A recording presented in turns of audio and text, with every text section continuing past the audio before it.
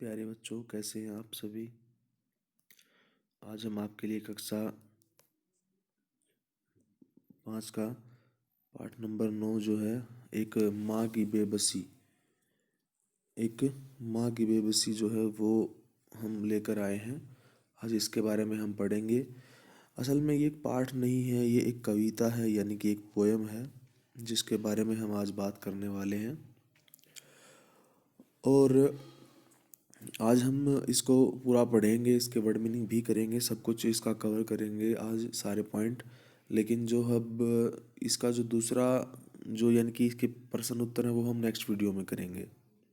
ठीक है बेटा। तो शुरुआत करते हैं यहाँ से।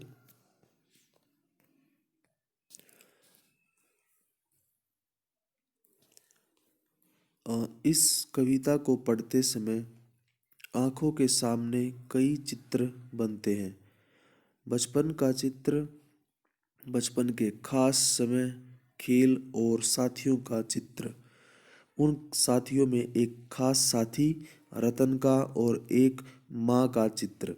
इसे पढ़ो और महसूस करो। यानी कि ये क्या है बेटा कि जब भी हम कोई पोएम पढ़ते हैं ना, तो उस पोएम को पढ़ते वक्त क्या होता है कि हमारी आंखों के सामने क्या होता है कि बहुत सारे चित्र बनने लगते हैं। जैसे जैसे कविता आगे चलती जाती है, जैसे कि हम कोई चीज़ पढ़ते हैं तो हमें महसूस होने लगता है कि हाँ कैसा हुआ होगा। तो जैसे कि अब वो खेल रहा है तो कैसे खेल रहा होगा, कौन कौन से खेल खेल रहा होगा। फिर उसमें आता है कि उसकी माँ है, उसके पास बैठी हुई है, तो वो क्या कर रही है, वो उसको देख रही है। इस तरह से काफ़ी जो हमारे मन में, हमारे माइंड में बहुत सारी चीज़ें चलती रहती हैं। तो उससे हमें पढ़ने में मज़ा आता है कि हाँ भाई कैसे चल रहा है सब कुछ। तो ये उसी के बारे में है बेटा कि आंखों के सामने चित्र का मतलब होता है पिक्चर, कि बहुत सारे पिक्चर जो है वो आने शुरू हो जाते हैं। बचपन होता है बेटा चाइल्डहुड, ठीक है। और खास होता है विशेष। खास को क्या लिखेंगे, विशेष, यानी कि स्पेशल, विशेष समय और खेल और साथियों का चित्र, ठीक है। बचपन के खास समय, यानी कि बचपन का कोई खास समय होता है जहाँ जब हम कुछ खेलते हैं और वो यादें हमारे हमारे दिमाग में हमेशा बनी रहती हैं। यानी कि यादें मतलब कि मेमोरीज, ठीक है। मेमोरीज हमारे दिमाग में हमेशा रहती हैं। और साथियों का चित्र, साथी मतलब कि फ्रेंड्स का चित्र, जो साथ में खेलते हैं उनका उनका चित्र हमारे माइंड में रहता है। लेकिन क्या होता है कि हमारे पास हम जिसके जिनके साथ हम खेलते हैं उनमें बहुत सारे साथी होते हैं। साथी मतलब कि यानी कि जो साथ खेलने वाले, ठीक है।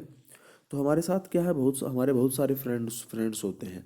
लेकिन क्या होता है कि उन सब में से एक बेस्ट होता है। तो यहाँ पे यानी कि एक बेस्ट फ्रेंड होता है। फ्रेंड तो सारे होते हैं लेकिन उनमें से एक बेस्ट फ्रेंड होता है। तो ये वही है कि उन साथियों में से एक खास साथी। खास साथी का मतलब होता है कि स्पेशल, स्पेशल। यहाँ पे खास का मतलब होता है बेस्ट भी लिख सकते हैं, और हमने यहाँ लिखा खास विशेष यानी कि स्पेशल, ठीक है। और रतन का। अब यहाँ पे जो पूरी की पूरी जो ये पोयम है, यहाँ से पता चलता है कि वो रतन के बारे में है। रतन एक छोटा सा बच्चा है, उसके बारे में ये कविता है पूरी की पूरी। वो हम आगे पढ़ेंगे, एक एक वर्ड को हम पढ़ेंगे, एक एक शब्द को। उसके बाद हमें पता चलेगा कि कहानी इसमें कविता में क्या इंटरेस्ट है। और एक माँ का चित्र, उस एक माँ बैठी दिखती है, उसको पढ़ो, इसे पढ़ो और महसूस करो। महसूस मतलब फील करना, ठीक है, उसको फील करना है। अब बेटा यहाँ पे देखो, ये जो है ये काम की चीज़ नहीं है इतनी। मैं इसके बारे में आपको एक बार बता देता हूँ कि इसमें क्या है कि कविता जो होती है वो धीरे धीरे पढ़ने की चीज़ होती है। उसको मन में उतरने में काफ़ी काफ़ी समय लगता है। यानी कि मन में उतरने का मतलब यहाँ पर है कि उसको मतलब थोड़ा टाइम लगता है समझने में, ठीक है। तो कई बार तो क्या होता है कि बरसों बाद जब कविता को किसी कविता को पढ़ते, मान लो दोबारा पढ़ते हैं, तो दोबारा पढ़ते मान लो आपने पहले वो कभी पोएम पढ़ी है, कोई कविता पहले पढ़ी है। पोएम को बोलते हैं बेटा कविता, ठीक है, हिंदी में। तो जब आप उसको पढ़ते हैं कई सालों के बाद, तो आपको लगता है कि हाँ ये तो मैंने पहले पढ़ रखी, ये तो लगता है कि पहली बार मैं पढ़ रहा हूँ। हर बार उसको पढ़ने में मज़ा आता है, ठीक है। तो उसके बाद है बेटा, और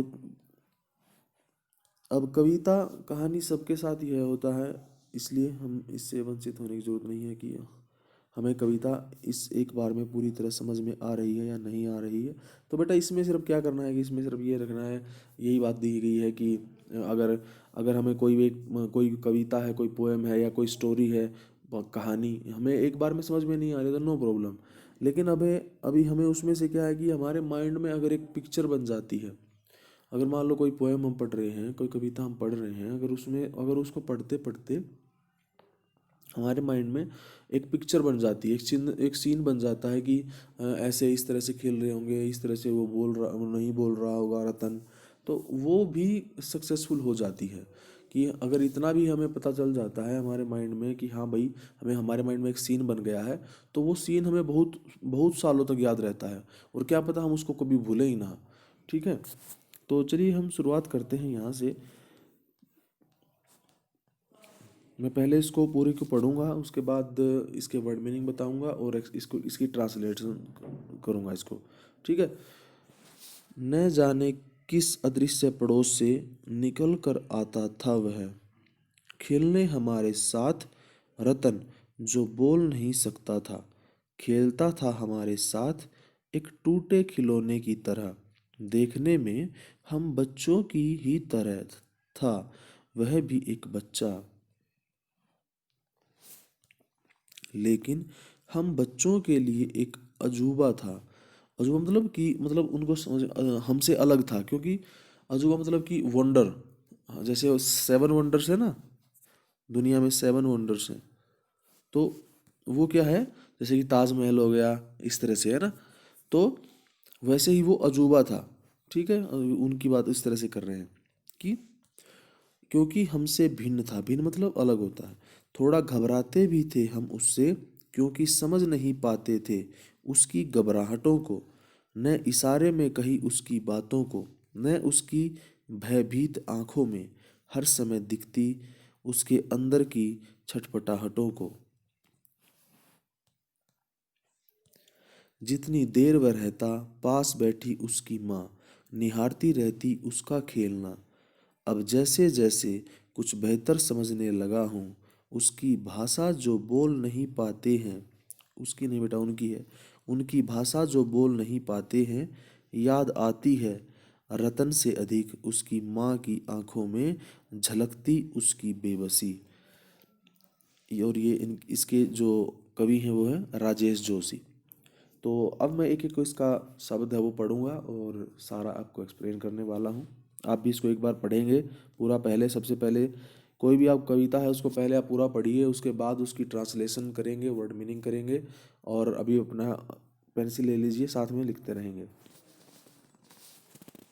न जाने किस अदृश्य पड़ोस से निकल कर आता था वह, यानी कि वो कह रहा है कि पता हमें पता नहीं है, न जाने किस अदृश्य, अदृश्य मतलब होता है अनजान, जिसका नहीं पता है कि कहाँ से आता है, अनजान पड़ोस से निकल कर आता था वह।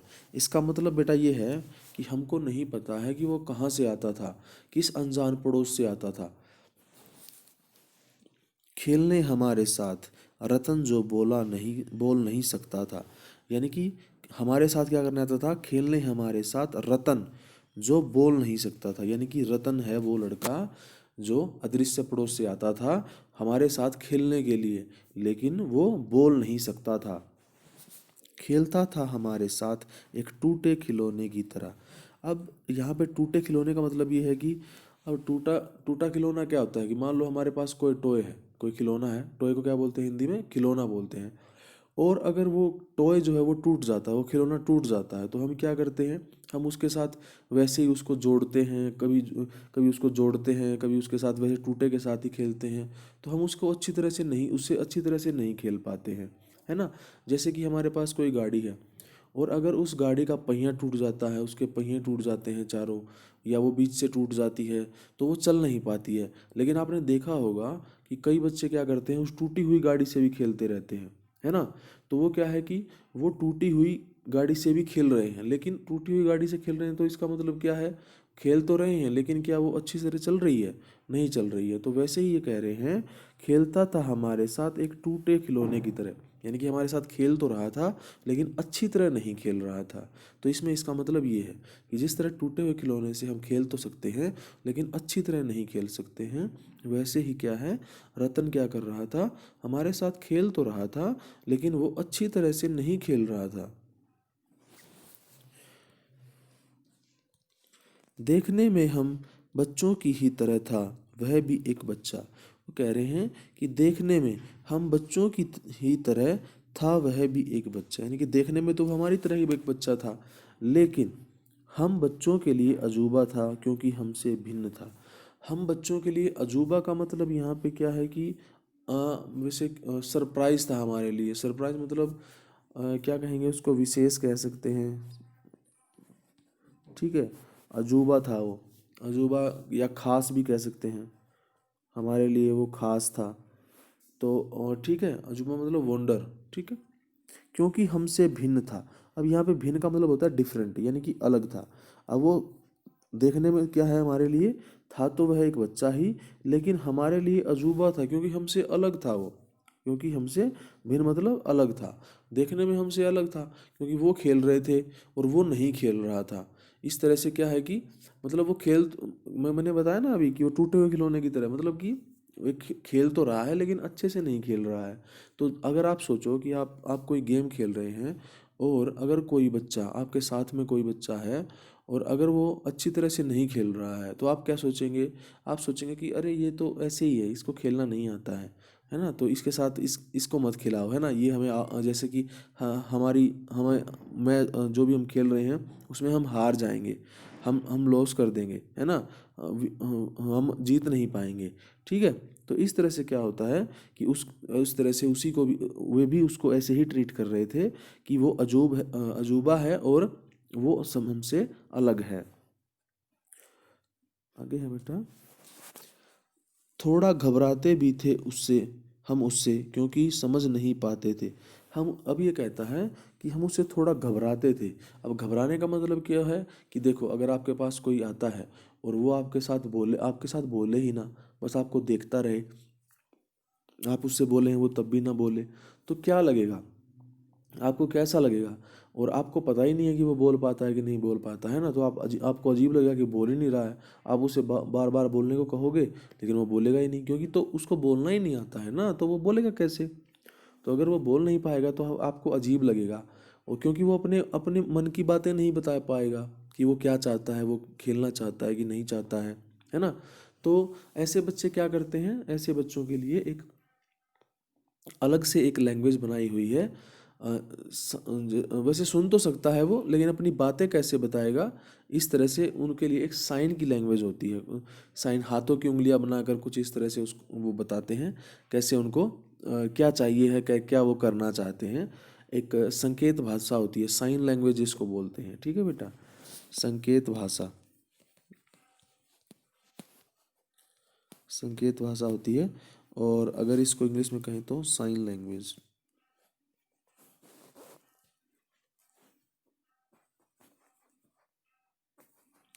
ठीक है बेटा। आगे है, उसकी घबराहटों को न इशारे में कही, उसकी बातों को न उसकी भयभीत आंखों में। तो हम क्या है कि हम समझ नहीं पाते थे कि इसको, उसकी घबराहटों को, जो घबरा रहा है, घबराहट मतलब घबराना, घबरा रहा है वो, न इशारों में कही उसकी बातों को न उसकी भयभीत आंखों में। यानी कि वो क्या है कि हम उसको, ना तो हम उसके इशारों की बातों को समझ पाते थे और ना ही उसकी भयभीत मतलब डरी हुई, डरा, डरा हुआ, यानी कोई डर जाता है तो उसको बोलते हैं भयभीत। तो उसकी आंखें कैसी हैं, डरी हुई हैं उसको, क्योंकि वो पहली बार आया है, वो खेलने आता है तो उसके साथ कोई खेलता नहीं है, तो वो क्या करता है, वो डर जाता है।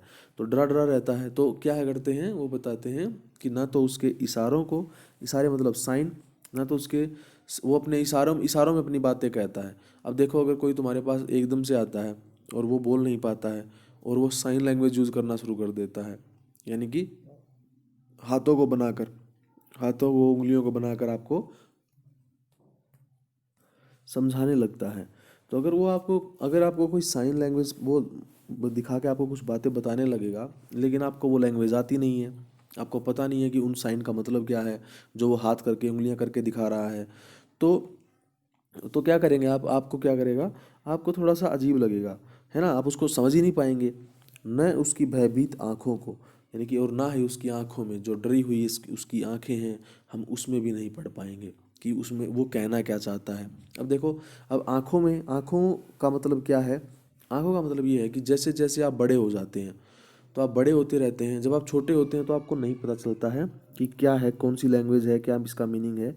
लेकिन अगर जब आप बड़े होते जाते हैं तो आप देखेंगे कि आप किसी की आंखों में देखते हैं तो आपको लगता है कि वो डरा हुआ है। अगर कोई किसी की आंखों में देखते हैं, अगर आपको पता चलेगा कि वो खुश है, वो हैप्पी है ना, वो खुश है, कोई डरा हुआ है, कोई गुस्से में है, गुस्से में होगा तो आंखें लाल हो जाएंगी, है ना, डरा होगा तो आंखें खुलेंगी नहीं, छोटी छोटी आंखें हो जाएंगी बिल्कुल, और खुश होगा तो आंखें खुल जाएंगी पूरी, है ना, चमक आ जाएगी आंखों में। इस तरह से क्या होता है, हमें पता चलता है हर समय दिखती उसके अंदर की छटपटाहटों को। हर समय अंदर की छटपटाहट का मतलब ये है बेटा कि छटपटाहट मतलब कि अंदर, उसके अंदर भूचाल आया हुआ है, उसको पता नहीं है कि उधेड़ बुन, छटपटाहट मतलब छटपटा रहा है वो अंदर से, उसको समझ नहीं आ रहा है कि मैं क्या करूं। मतलब वो चाहता है कि मेरे साथ सब खेलें, लेकिन उसके साथ कोई खेल नहीं रहा है, तो वो घबरा रहा है, वो छटपटा रहा है खेलने के लिए कि हाँ मुझे भी खिलाओ, मुझे भी खेलना है तुम्हारे साथ। तो वो कहते हैं कि हम हर समय दिखती उसके अंदर की छटपटाहटों को, यानी कि हम समझ नहीं पाते थे कि उसके अंदर क्या चल रहा है, वो अपने इशारों से क्या कहना चाहता है, और अपनी उसकी डरी हुई आंखें क्या कहना चाहती हैं, वो सारी बातें हम नहीं समझ पाते थे। जितनी देर वह रहता पास बैठी उसकी माँ निहारती रहती उसका खेलना। अब यहाँ पे बेटा ये है कि जितनी देर तक वह रहता, यानी कि वो जितनी देर तक वहाँ पर हमारे साथ खड़ा रहता, पास बैठी उसकी माँ है, जो माँ यानी मदर, उसके पास ही वहीं पर बैठी रहती थी, निहारती रहती उसका खेलना। निहारती मतलब कि देखना, या देखती आ जाएगा यहाँ पे, देखती कर लीजिए। वो उसका निहारना मतलब कि हल्का हल्का देखना। एक तो टकटकी, और जैसे बिल्कुल टकटकी लगा के देखना होता है, एक निहारना होता है प्यार से देखना। तो यहाँ पे इसका मतलब हो सकता है, निहारना का मतलब होता है कि प्यार से देखती रहती थी। तो इसका पूरा मीनिंग मैं लिख देता हूँ यहाँ पर, प्यार से देखती। ठीक है, जब तक वो वहाँ पे रहता वो प्यार से उसको देखती रहती थी।